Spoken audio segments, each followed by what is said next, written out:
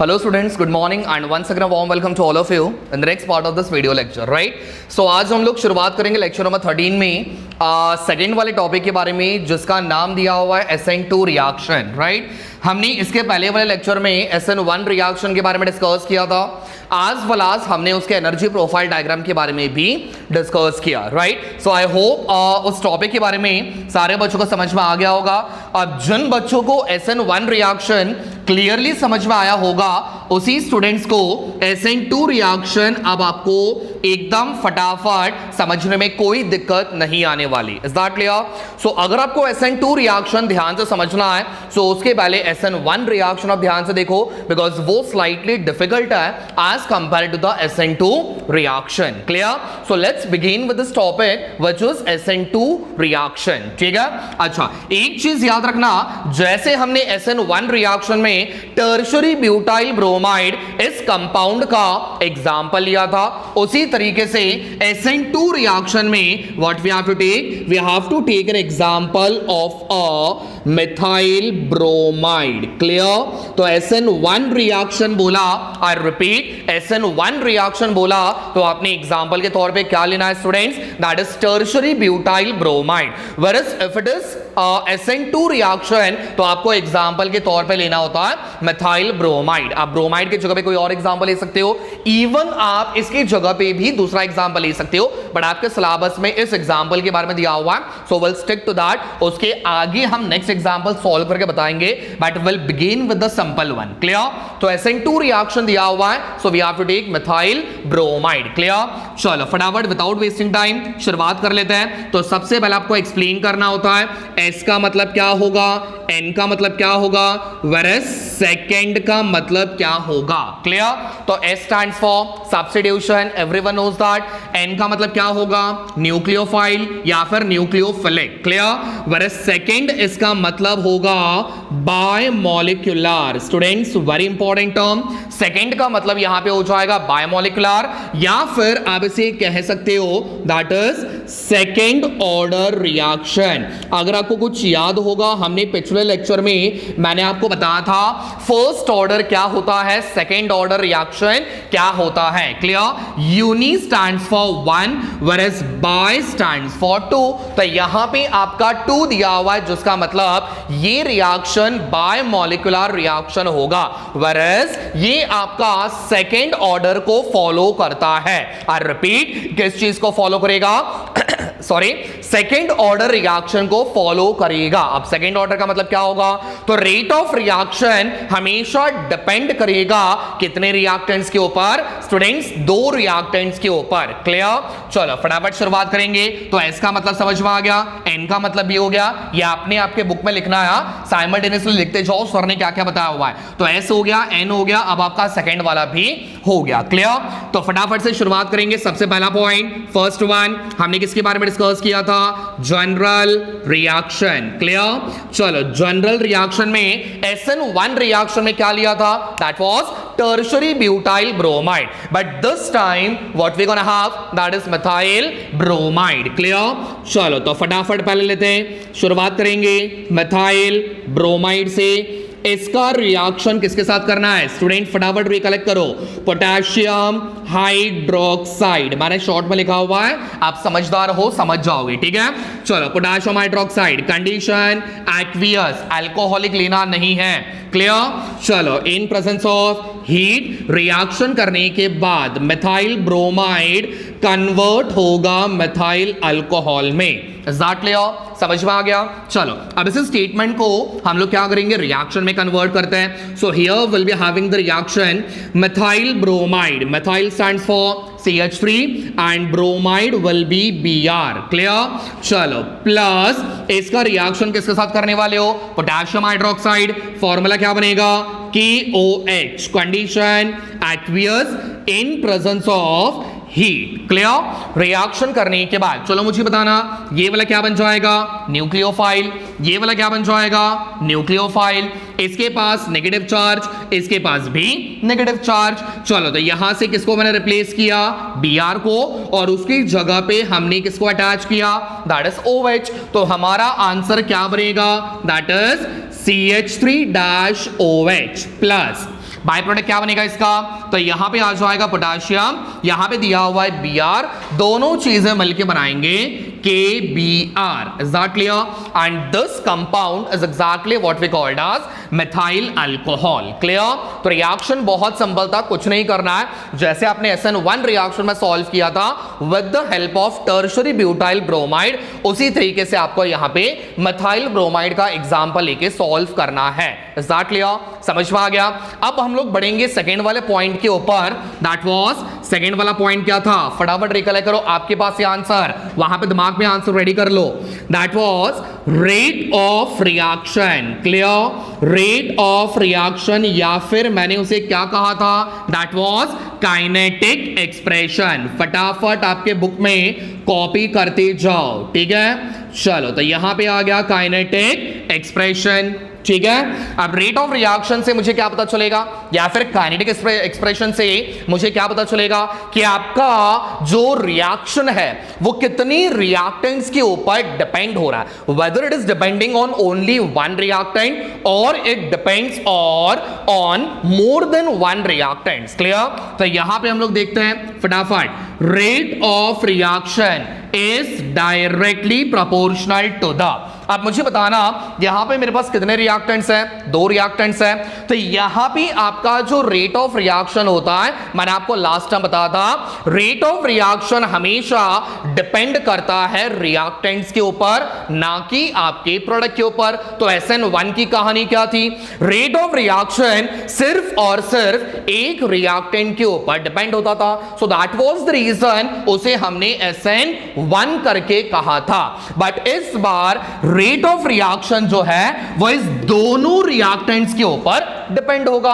ठीक है, तो यहां पे क्या बन जाएगा, कॉन्सेंट्रेशन ऑफ, पहला रिएक्टेंट कौन है, that is methyl bromide, and concentration of, यहां पे क्या दिया हुआ है, KOH, उसमें से हम लोग सिर्फ OH के बारे में लिखेंगे. ठीक है, तो पूरा लिखने की जरूरत नहीं, आपका कौन सा न्यूक्लियोफाइल है जो अटैक करने वाला है उसके बारे में आप लिख लो. ठीक है, तो रेट ऑफ रिएक्शन इस बार कितने रिएक्टेंट्स के ऊपर डिपेंड हो रहा है, so that is 2 reactants. Clear?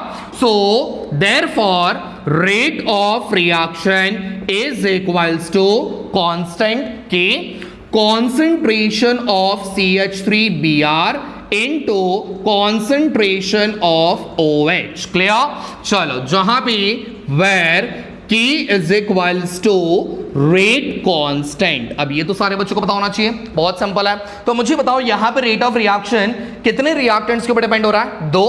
So that is the reason this is called as a bimolecular, या फिर आप उसको बोल सकते हो सेकेंड ऑर्डर रिएक्शन. क्लियर? समझ में आ गया? सो that was about the rate of reaction.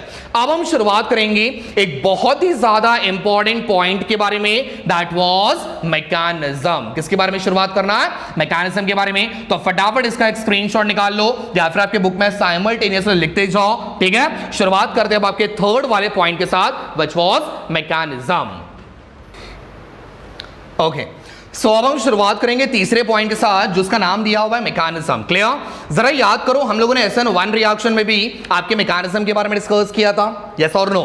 अब उस टाइम आपका जो मैकेनिज्म था that was for the 2 step. कितने स्टेप का था वो, 2 स्टेप का था. बट जब आप SN2 रिएक्शन के बारे में करते हो तो इसमें आपका मैकेनिज्म सिर्फ 1 स्टेप का होगा. कितने स्टेप का होगा, 1 स्टेप का मैकेनिज्म होगा. देखो उल्टा याद रखो, कैसे याद रखोगे, तो यहां पे आपका SN1 रिएक्शन, SN1 बोला मतलब 2 स्टेप का मैकेनिज्म बनेगा, करेक्ट है. वेयरएज SN2 रिएक्शन बोला हुआ है, यहां पे 2 दिया हुआ है, तो ये बन जाएगा 1 स्टेप का मैकेनिज्म. ठीक है, तो इस तरीके से उल्टा याद रखो, SN1 2 स्टेप, SN2 1 स्टेप. ठीक है, अच्छा जरा SN1 के बारे में रिकलेक्ट करने की कोशिश करो. फर्स्ट वाले स्टेप में हमने फॉर्मेशन ऑफ कार्बोकैटायंस के बारे में डिस्कस किया, और उसके बाद सेकेंड वाले स्टेप में अटैकिंग ऑफ न्यूक्लियोफाइल के बारे में डिस्कस किया, करेक्ट है. उसमें 2 स्टेप थे. वेयरएज SN2 रिएक्शन के अंदर आपका जो मैकेनिज्म है वो सिर्फ 1 स्टेप का मैकेनिज्म है. कितना, 1 स्टेप का. मतलब यहां पे आपका फॉर्मेशन ऑफ कार्बोकैटायंस अलग से नहीं बनने वाला, ना ही आपका अटैकिंग ऑफ न्यूक्लियोफाइल आप अलग से करने वाले हो. एक ही स्टेप में आप Br को रिमूव भी करोगे और साइमल्टेनियसली आपका OH अटैक भी करेगा. Let me show you how. ठीक है। चलो तो शुरुआत कहां से करेंगे? सबसे पहले we have to take methyl bromide, correct है। मेथाइल ब्रोमाइड से मेथाइल अल्कोहल में आपने कन्वर्ट कैसे किया, उसके पीछे का overall mechanism you have to show, clear. चलो तो शुरुआत करेंगे सबसे पहले मेथाइल ब्रोमाइड से। मेथाइल ब्रोमाइड का स्ट्रक्चर मैंने क्या बताया था? That was CH3Br। अब इसको हमें स्टीरियो केमिस्ट्री के फॉर्म में कन्वर्ट करना, दैट इज 3 डायमेंशनल, ठीक है। चलो सेंटर में कौन आ गया? कार्बन। तो यहां पे आप इस तरीके से कार्बन रिप्रेजेंट कर सकते हो, करेक्ट है। मेरे पास यहां पे हाइड्रोजन कितना दिया हुआ है? 3 बार दिया हुआ है। सो एक हाइड्रोजन आपका यहां पे, करेक्ट है, that is on the plane. एक हाइड्रोजन आपका अबाउ द प्लेन, इस तरीके से मैंने कुछ बताया था आपको, that is front side, correct है। कुछ इस तरीके से मैंने आपको डार्क शेड करके बताया था, आपने हर एक जगह पे डार्क शेड करना, मैंने एक ही बार कर दिया, ठीक है। तो यहां पे आ जाएगा H। एक आपका हाइड्रोजन कहां पे प्रेजेंट होगा? That is at the back side below the plane. And यहां पे आपका आ जाएगा एक और Br, क्लियर। ये भी कहां पे? That is on the plane. ये दोनों ऑन द प्लेन, ये आपका फ्रंट साइड और ये आपका बैक साइड, ठीक है। मतलब ये हाइड्रोजन बोर्ड के पीछे और ये वाला हाइड्रोजन बोर्ड के सामने आगे की तरफ आ रहा है, ठीक है। समझ में आ गया? चलो तो ये बन जाएगा मेरे पास मेथाइल ब्रोमाइड, क्लियर। चलो अब देखो होता क्या है, ये मैकेनिज्म आपका 1 स्टेप का रिएक्शन इसी वजह से है बिकॉज यहां पे आपका Br जो है ना, ये आपका ब्रेक होता है और साइमल्टेनियसली आपका OH अटैक भी करेगा, करेक्ट है। मतलब इसमें ऐसी कहानी नहीं है कि आप पहले Br को रिमूव करो फिर उसके बाद OH को अटैक करो, फ्रंट साइड बैक साइड, ऐसा बिल्कुल नहीं है, ठीक है। तो सबसे पहले आपके Br को रिमूव करेंगे और साइमल्टेनियसली आपका OH अटैक भी करेगा। बट मुझे बताना स्टूडेंट्स, बहुत ही लॉजिकल चीज मैं आपको पूछ रहा हूं, जब तक मेरे पास यहां पे Br प्रेजेंट है तब तक यहां पे आपका OH आगे से अटैक कर सकेगा क्या? नहीं, करेक्ट है। देखो ध्यान से समझना, पॉइंट बहुत इंपॉर्टेंट है आपका। जब तक यहां पे स्ट्रॉन्ग न्यूक्लियोफाइल है, Br कैसा है? स्ट्रॉन्ग न्यूक्लियोफाइल है जिसके पास एक नेगेटिव चार्ज है, करेक्ट है। अब जब तक आपका ये Br आगे प्रेजेंट है तब तक आपका OH आगे से अटैक करने वाला नहीं है। तो सबसे पहला पॉसिबिलिटी, आपका OH फ्रंट साइड अटैकिंग नहीं करेगा। तो पॉइंट यहां पे नोट करना है स्टूडेंट्स, OH आपका OH माइनस फ्रंट साइड से अटैकिंग नहीं करेगा। द रीजन इज ऑलरेडी यहां पे कौन है?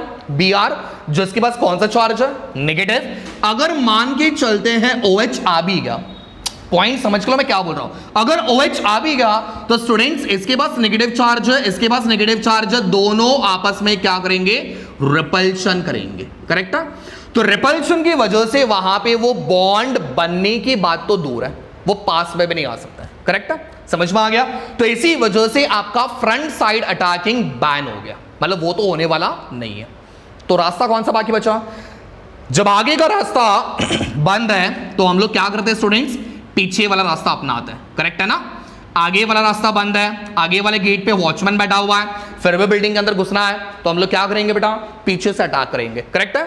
तो ये आपका रास्ता एकदम फुल ऑन क्लियर है, ठीक है। तो इस रास्ते पे कोई वॉचमैन बैठा हुआ है क्या? तो आंसर इज नो। तो क्या होगा? आपका OH क्या करेगा?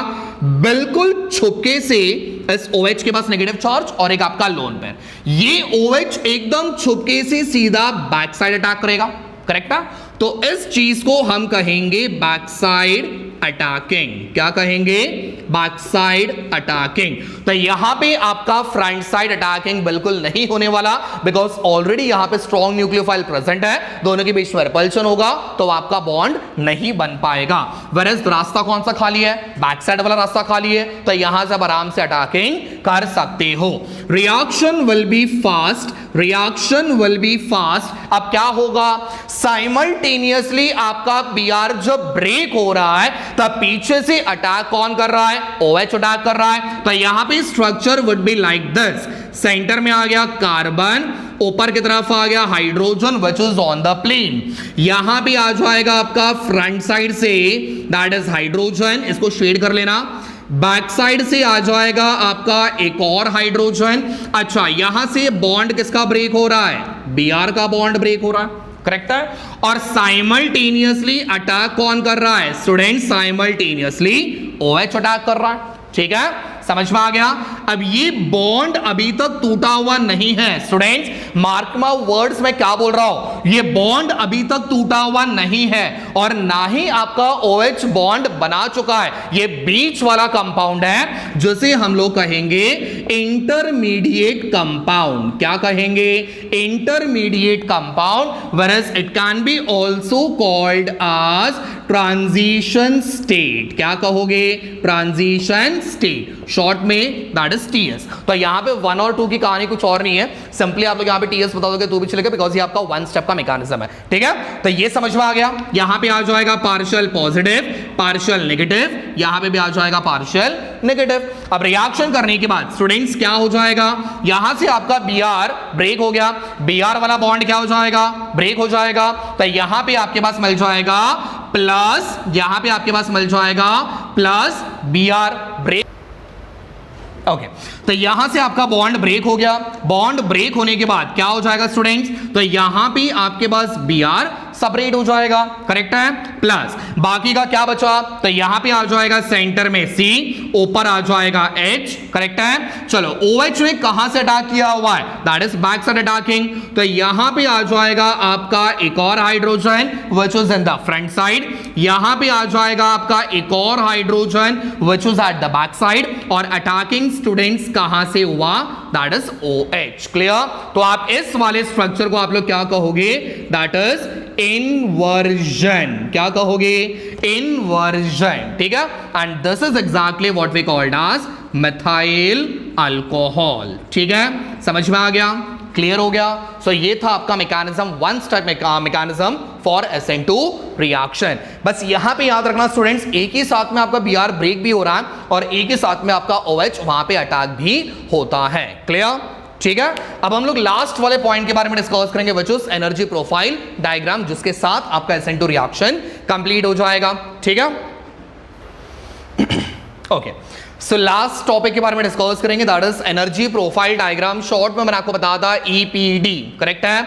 कभी कभार पेपर में आपको सॉरी कभी कभार पेपर में आपको सिर्फ और सिर्फ एनर्जी प्रोफाइल डायग्राम के बारे में भी आपसे क्वेश्चन पूछा जाता है। सो मार्क माय वर्ड्स, मैंने आपको लास्ट टाइम बताया था, जब आपके पास SN1 रिएक्शन होगा तो 2 स्टेप का मैकेनिज्म, तो आपका ग्राफ जो रहेगा वो भी कैसा बनेगा? कुछ इस तरीके से 2 पिक्स के साथ बनेगा, करेक्ट है। whereas जब आपके पास SN2 रिएक्शन दिया हुआ है तो इसका मैकेनिज्म 1 स्टेप का होगा, तो इसमें पिक कितना आएगा, मतलब माउंटेन्स कितना आएंगे? That is only 1, clear. चलो, सेम चीज यहां पे दिया हुआ है, ये वाला बनेगा x एक्सिस, ये वाला बनेगा y एक्सिस।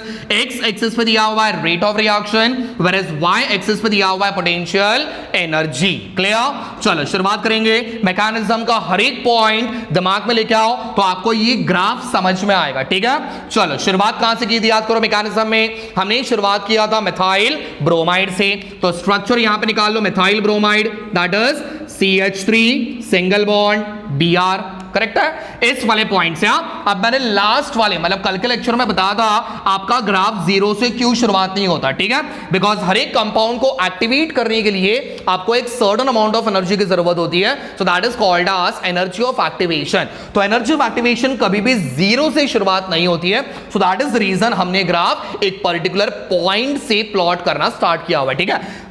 तो कभी भी याद रखना पॉइंट 0 से आपके ग्राफ की शुरुआत नहीं करनी, क्लियर। चलो, तो मेरे पास यहां पे आ गया मिथाइल ब्रोमाइड। अब मुझे बताओ हमने क्या किया था, Br को रिमूव करने की कोशिश की, तो आपका ग्राफ कहां पे चला जाएगा? ऊपर, करेक्ट है। और साइमल्टेनियसली बैक साइड से अटैक किसने किया था? OH ने अटैक किया था, तो आपका स्ट्रक्चर बनेगा यहां पे CH3, यहां से आपका Br रिमूव हो रहा है, whereas यहां से आपका OH क्या कर रहा है?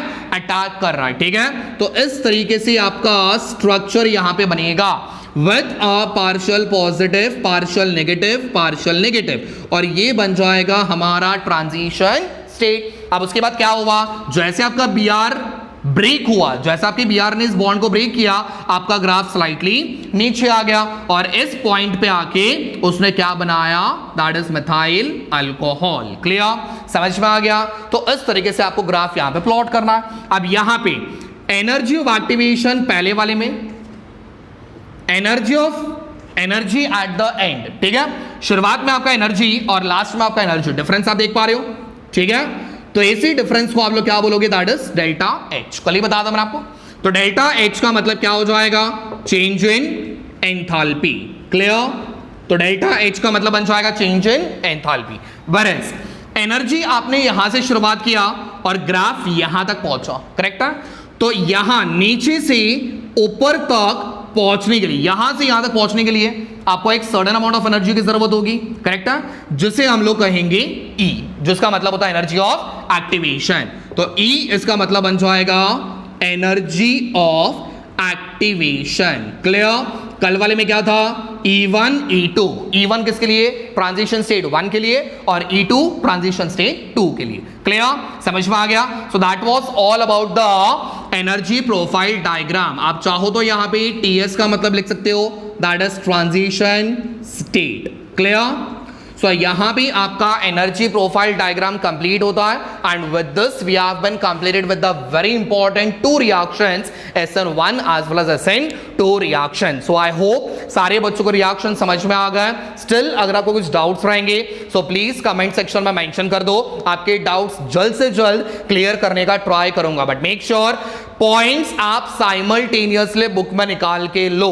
क्लियर, अब नेक्स्ट वाले लेक्चर में हम शुरुआत करेंगे हैलोजेंस इस वाले पार्ट पे, ठीक है। Thank you so much, stay tune for the next video.